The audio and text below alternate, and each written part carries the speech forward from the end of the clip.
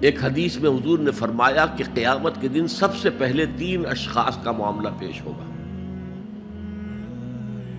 ایک وہ تھا کہ جو اللہ کی راہ میں جنگ کرتا ہوا مارا گیا تھا، دنیا میں شہید سمجھا جا رہا تھا۔ ایک وہ تھا جسے اللہ نے علم بہت دیا تھا اور اس نے علم کو پھیلایا، خوب پھیلایا۔ اور ایک وہ جس کے پاس جس کو اللہ نے بہت دولت دی تھی اور اس نے دولت جو ہے نیکی کے کاموں میں، بھلائی کے کاموں میں، غربا، یتاما، مساکین کے لیے خرچ کیا۔ اب اللہ پوچھے گا ان شہید صاحب سے کہ دیکھو میں نے تمہیں صحت دی تھی، جسمانی قوت دی تھی، تم نے کیا کیا؟ وہ کہے گا اے اللہ میں نے تیرے لیے قتال کیا اور اپنی جان دے دی۔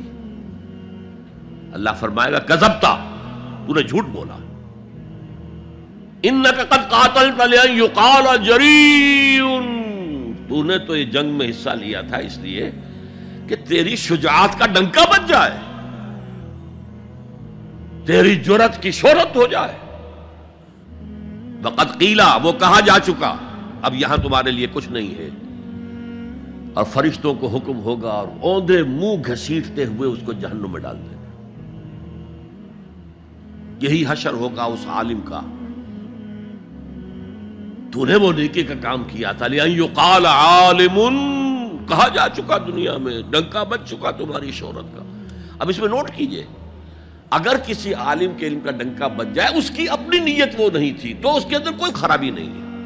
یہاں معاملہ نیت کا ہے۔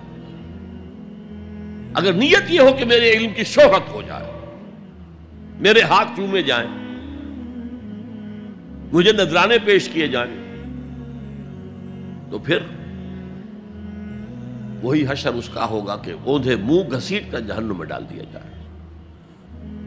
یہی حشر اس سخی کا ہوگا جس نے سخاوت کی تھی، جس کی سخاوت کے ڈنکے بج گئے تھے، اس کا بھی یہی حشر ہوگا۔